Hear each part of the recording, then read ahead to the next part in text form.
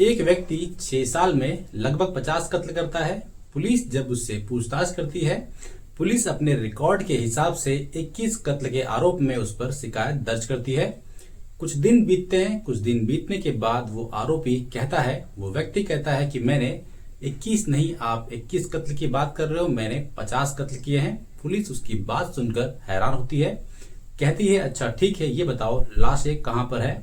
वो कहता है कि जो लाश है वो उत्तर प्रदेश के एक कासगंज जगह पर है और वहां पर एक नदी है, उस नदी में मैंने उन लाशों को फेंका है। पुलिस उस जगह की छानबीन करती है, वहां पर जाती है और वहां पर पुलिस को एक भी लाश नहीं मिलती, न ही एक कंकाल वहां पर मिलता है। 21 कत्ल के आरोप में उस पर चार्जशीट कोर्ट में पेश की जाती है। उन 21 कत्ल की सुनवाई होती है। उस पर 7 जो कत्ल होते हैं उसके लिए उसे उम्र कैद की सजा मिलती है और एक कत्ल के आरोप में उसे फांसी की सजा दी जाती है। दोस्तों चलिए जानते हैं कि आखिरकार ये व्यक्ति कौन था और इसने 50 कत्ल क्यों किए थे। आखिरकार इसके पीछे की वजह क्या थी, इस कहानी में पूरे विस्तार से समझते हैं। दोस्तों आज की जो कहानी मैं आपको सुनाने जा रहा हूँ, ये कहानी है उत्तर प्रदेश के अलीगढ़ की। एक व्यक्ति जिसका नाम देवेंद्र शर्मा था, वो अलीगढ़ का ही रहने वाला था। वहां रहकर वो पढ़ाई करता है, पढ़ता है, लिखता है और बड़े होकर वो एक आयुर्वेदिक का डॉक्टर बन जाता है। डॉक्टर बनने के बाद वो वहां से निकलता है और राजस्थान पहुंचता है। राजस्थान जाकर वहां पर वो क्लिनिक ओपन करता है। क्लिनिक को वो लगभग 11 सालों तक चलाता है। 11 सालों में वो कुछ जमा पूंजी करता है, कुछ पैसे बचाता है। इस तरह से जब उसके पास कुछ पैसे हो जाते हैं, उसके दोस्त उसे सलाह देते हैं कि तुम गैस की एजेंसी ले लो, गैस की एजेंसी में बहुत कमाई है, बहुत अच्छे पैसे हैं। वो इसी दौरान एक एजेंट से मिलता है। उस एजेंट से मिलने के बाद उसे ये उम्मीद थी कि उसे गैस की एजेंसी वो दिलवा देगा। वो अपने पास पड़े 11 लाख रुपए उसे दे देता है और वापस वो व्यक्ति जो होता है, वो एजेंट होता है, वो उसे नहीं मिलता, वो उसके पैसे लेकर भाग जाता है। इसके बाद वो दुखी होता है। उसके पास जो भी जमा पूंजी थी, जो भी पैसे थे, सभी पैसे जा चुके थे। वो वापस अपने गांव आ जाता है, अपने शहर अलीगढ़ वापस आ जाता है। अलीगढ़ आने के बाद कुछ दिन बीतते हैं। कुछ दिन बाद उसकी मुलाकात एक डॉक्टर से होती है जो कि दिल्ली का रहने वाला था। वो उससे कहता है कि मार्केट में किडनी की बहुत डिमांड है, किडनी ट्रांसप्लांट के लिए लोग किडनी ढूंढते हैं और अच्छे दामों में बिकती है। वो कहता है कि पैसे के लिए लोग अपनी एक किडनी भी बेच देते हैं, क्योंकि एक किडनी के बिना भी लोग जिंदा रह सकते हैं, एक किडनी पर भी लोग जिंदा रह सकते हैं। ये बात सुनने के बाद वो लोग प्लान करते हैं और मिलकर एक डॉक्टरों की टीम बनाते हैं और टीम बनाने के बाद इलीगल तरीके से किडनी ट्रांसप्लांट करने का एक बिजनेस शुरू कर देते हैं। एक किडनी ट्रांसप्लांट के पीछे इन डॉक्टरों की टीम को लगभग 5 से 7 लाख रुपए छूट जाते थे, बच जाते थे। इसी बीच डॉक्टर के मन में ख्याल आता है कि देने वाले बहुत ही कम है किडनी, और यहाँ पर जो किडनी होती है वो भी खरीदनी पड़ती है। क्यों ना किडनी खरीदने के बजाय इनको मार कर ही किडनी ले ली जाए।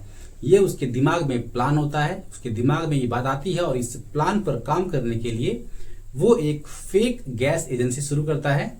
फेक गैस एजेंसी शुरू करने के बाद उसी एजेंसी के नाम पर वो नकली कागजों को दिखाकर एक ट्रक भी खरीद लेता है और ट्रक खरीदने के बाद जिसमें गैस सिलेंडर को लोड किया जाता है। गैस सिलेंडर भरने के बाद वो ड्राइवर के साथ बैठता और बैठने के बाद जाता था अलीगढ़ से 50 किलोमीटर दूर कासगंज, और कासगंज के पास जो नदी थी वो हजारा नदी, उस हजारा नदी के आसपास सुनसान जगह देखकर ड्राइवर को वो मार देता था। और मारने के बाद उसकी जो टीम थी वहां मौके पर पहुंचती थी और मौके पर पहुंचकर उस ड्राइवर की किडनी निकाल ली जाती थी और निकालने के बाद लाश को उसी हजारा नदी में फेंक दिया जाता था। हजारा नदी में ही इसलिए फेंकता था क्योंकि हजारा नदी में बहुत सारे मगरमच्छ थे। इस तरह से वो अलग अलग ट्रक ड्राइवर्स को बुक करता और इस तरह से उन्हें यहाँ पर लाता और लाने के बाद उन्हें मारकर उनकी किडनी को निकाल लेता और उनकी बॉडी को ठिकाने लगाने के लिए उसी नदी में फेंक देता था। इस तरह से कुछ दिन बीतते हैं,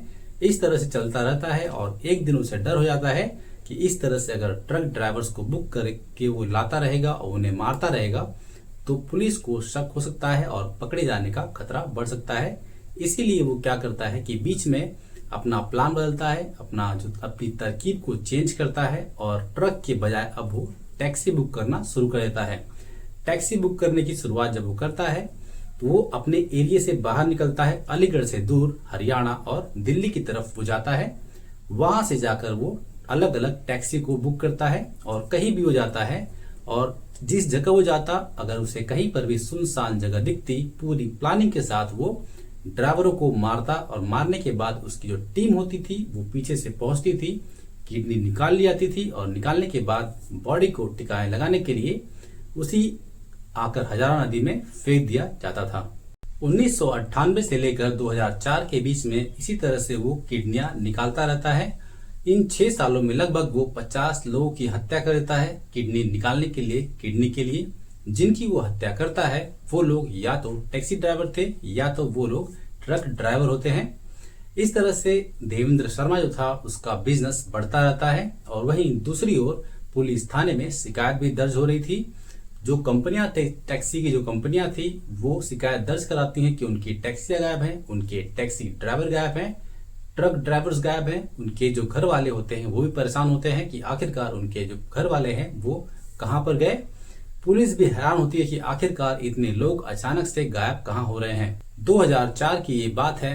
देवेंद्र शर्मा एक टैक्सी को बुक करता है, टैक्सी ड्राइवर आता है, और टैक्सी ड्राइवर जैसे ही आता है देवेंद्र शर्मा को देखता है, वो उसे देखकर उसे शक हो जाता है, क्योंकि उसने ड्राइवरों के गायब होने की जो खबर थी वो न्यूज में देखी थी, और जो भी ड्राइवर गायब हुए थे वो अलीगढ़ के आसपास के ही जगह पर गायब हुए थे।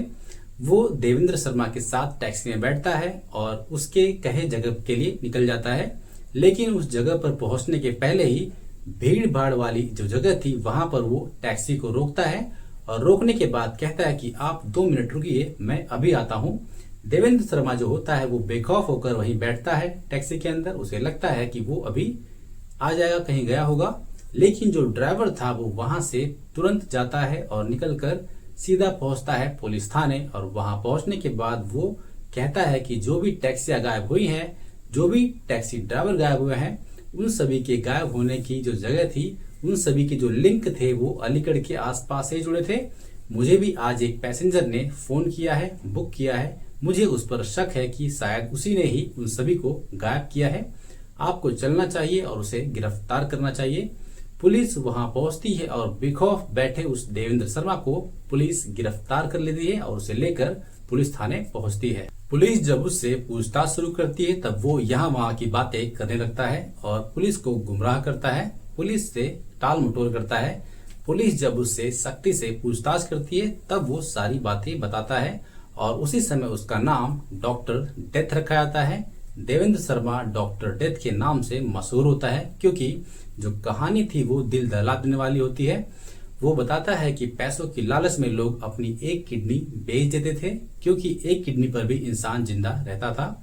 वो उन पैसों को भी बचाने के लिए एक किडनी के पैसे भी न देने पड़े, इसलिए वो उनको मारना शुरू कर देता है, और मारने के बाद उनकी जो लाश थी उसे ठिकाने लगाने के लिए वो बगल की जो नदी होती है जिसका नाम था हजारा नदी, उसी को वो पसंद करता है, चुनता है, क्योंकि वो वहीं का रहने वाला था और उसे अच्छी तरह पता था कि इस नदी में अगर लाश को फेंका जाए तो इस लाश का कोई भी नामो निशान नहीं मिलेगा, क्योंकि उस नदी में मगरमच्छ थे जो लाशों को खा जाएंगे। और जब पुलिस की जांच होगी तब सबूत के नाम पर कुछ भी नहीं मिलेगा, और जब सबूत ही नहीं मिलेगा तो किसी भी तरह की कोई केस नहीं बनेंगे, और इस तरह से इसका काम भी चलता रहेगा। इस तरह से इसलिए ये जो भी टैक्सी ड्राइवर होते हैं और जो भी ट्रक ड्राइवर थे उनको लेकर आता था, और यही आसपास नदी के लाकर उन्हें मारकर उनकी किडनी निकालने के बाद उनकी लाश को ठिकाने लगाने के लिए उसी हजारा नदी में फेंक दिया करता था। इस तरह से सारी बातें वो पुलिस वालों को बताता है। अब जो पुलिस में शिकायत दर्ज की गई थी टैक्सी कंपनियों की, टैक्सी ड्राइवर्स की, ट्रक ड्राइवर्स की, इन सब की संख्या लगभग 21 थी। 21 शिकायत दर्ज थी, और इन सब के गायब होने की जो जगह थी अलीगढ़ के आसपास की ही थी। जब उससे पूछताछ की जाती है और पूछा जाता है तब वो कहता है कि मैंने इन सभी को मार डाला है, ये लोग अब मर चुके हैं। और जब पुलिस पूछती है कि इनकी लाश कहाँ पर है तब वो कहता है कि इन सब की लाशों को मगरमच्छ ने खा लिया होगा, उस नदी में मैंने इनकी लाशों को फेंक दिया है। पुलिस जब ये बात कहती है इसके बाद वो बताता है कि आप मुझसे 21 लाशों के बारे में पूछ रहे हो, लेकिन मैंने 50 लोगों को मारा है।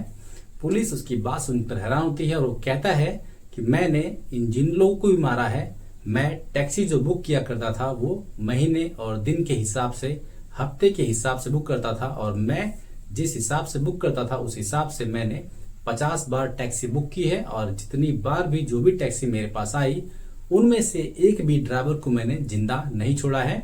मैंने हर एक ड्राइवर को मार दिया है। इस हिसाब से मैंने 50 लोगों का कत्ल किया है। पुलिस सुनकर सन्न रह जाती है और अगले ही दिन प्रेस कॉन्फ्रेंस होती है और मीडिया वालों को इस बात की जानकारी दी जाती है। उसी समय देवेंद्र शर्मा जो होता है उसका नाम डेथ, डॉक्टर डेथ के नाम से मशहूर हो जाता है। उसका नाम रखा जाता है डॉक्टर डेथ। उसके बाद जो पुलिस होती है वो जांच शुरू करती है। उस नदी, जो हजारा नदी थी, उस नदी में सर्च ऑपरेशन चलाया जाता है, जांच की जाती है। जांच करने के बाद वहां से कोई भी लाश नहीं मिलती है और ना ही कोई कंकाल मिलता है। अब ऐसे नदी में जहां पर इतने सारे मगरमच्छ हो, कोई सवाल ही नहीं उठता कि वहां से किसी भी तरह की लाश मिल जाए। पुलिस अब परेशान हो जाती है कि आखिरकार जो 21 लाशों का रिकॉर्ड उनके पास है उसे 50 कैसे साबित किया जाए। अब पुलिस 1998 से लेकर 2004 के बीच में जो भी लोग गायब हुए थे उनके रिकॉर्ड्स निकालती है, और रिकॉर्ड्स निकालने के बाद पुलिस को जानकारी मिलती है कि ये लोग तो वापस नहीं लौटे थे, लेकिन इनमें से कुछ लोग जो थे उनकी टैक्सी को ब्लैक मार्केट में बेचा गया था। इस तरह से पुलिस के पास एक सबूत हाथ लगता है कि जो ड्राइवर्स हैं वो नहीं मिले, लेकिन उनकी टैक्सी जो है उसके बारे में मालूम पड़ा है और उनको बेचने वाला कोई और नहीं, देवेंद्र शर्मा ही है। इस तरह से सबूत जो थे एक दूसरे से जुड़ते हैं और देवेंद्र शर्मा जो था वो गुनहगार साबित होता है। कोर्ट में जो केस होते हैं वो एक एक करके खुलते हैं और एक एक करके सुनवाई शुरू होती है। इस तरह से 7 कत्ल के जुर्म में देवेंद्र शर्मा को कोर्ट के द्वारा उम्र कैद की सजा सुनाई जाती है। गुरुग्राम का एक टैक्सी ड्राइवर जिसे देवेंद्र शर्मा ने बुक किया था और बुक करने के बाद उसे मार दिया था, और मारने के बाद उसकी टैक्सी को टिकाए लगाने के लिए वो जहां उसे बेचने गया था वहीं पर एक गवाह मिल जाता है जो बताता है कि इसी ने कार को बेचा था, टैक्सी को बेचा था और इसे ही पैसे दिए गए थे। ये एक अकेला ऐसा गवाह होता है जिसकी गवाही के आधार पर देवेंद्र शर्मा को कोर्ट फांसी की सजा सुनाती है। इस तरह से देवेंद्र शर्मा को 7 उम्र कैद और 1 फांसी की सजा होती है। इस तरह से उसके बाद उसे जयपुर सेंट्रल जेल भेज दिया जाता है और ये लगभग 16 साल बीत जाते हैं, अपनी सजा को काटता है और 16 साल बाद ये कोर्ट में आने के बाद कहता है कि मुझे एक पेरोल दी जाए, मुझे रिहाई दी जाए, मुझे कुछ दिनों के लिए बाहर भेजा जाए। वो अपने घर में किसी के बीमार होने का बहाना बनाता है और कहता है कि मुझे पेरोल दे दी जाए। जो जेलर होता है, जेलर की रिपोर्ट के आधार पर जो कोर्ट होती है उसे 15 दिन की छुट्टी, 15 दिन की रिहाई, 15 दिन के लिए पेरोल दे देती है। वो बाहर निकलता है। 15 दिन के लिए 15 दिन बीत जाते हैं और 15 दिन बीतने के बाद भी वो वापस जेल में नहीं आता, वो फरार हो जाता है, वो भाग जाता है। दिल्ली पुलिस उसे ढूंढती है लेकिन उसका कहीं भी अता पता नहीं चलता। इसी बीच दिल्ली पुलिस को एक जानकारी मिलती है कि वो दिल्ली में ही अपनी दूसरी बीवी के साथ नाम बदलकर रह रहा है और वो वहीं पर रहकर दूसरा कोई काम शुरू कर दिया उसने।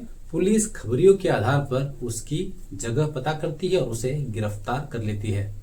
अरेस्ट करने के बाद पुलिस उसे कोर्ट में पेश करती है और कोर्ट में पेश करने के बाद उसे तिहाड़ जेल भेज दिया जाता है। तिहाड़ जेल में वो लगभग 3 साल तक रहता है और इस तरह से 3 साल बीतते हैं। 2023 आ जाता है। उसकी उम्र लगभग 65 साल के आसपास हो चुकी थी। वो कोर्ट में आता है और कोर्ट में आकर फिर से वो पेरोल के लिए आवेदन देता है। कहता है कि मेरे घर में फंक्शन है और मुझे पेरोल दे दिया जाए। जो वहां का जेलर होता है, जेलर की जो रिपोर्ट होती है वो भी सही होती है। उसके खिलाफ कुछ भी ऐसा नहीं होता कि वो कुछ गलत हरकतें कर रहा था या फिर किसी भी तरह की चीजें नहीं मान रहा था। जो कोर्ट होती है उसे पेरोल दे देती है, जबकि वो पिछली बार पेरोल तोड़ चुका था। अब उसे 2 महीने की पेरोल मिल चुकी थी। वो 2 महीने तक बाहर रहता है। 2 महीने जब बीत जाते हैं, बीतने के बाद भी वो वापस नहीं आता और वो फरार हो जाता है। इस बार भी वो पहले की तरह गायब हो जाता है।